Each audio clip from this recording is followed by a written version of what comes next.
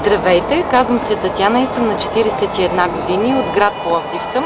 Искам да споделя с вас едно много хубаво събитие в моя живот.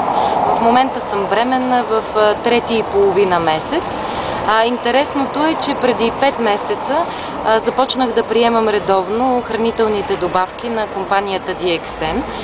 По-точно младата, старата гъба, спирулината, кафето 3 в 1 и кафе Мака Вита. Същото предложих на моя позната приятелка, която горе-долу в същите пропорции. Започнахме по едно и също време да пиеме добавката. Какво стана? След известно време се установи, че и двете сме бременни.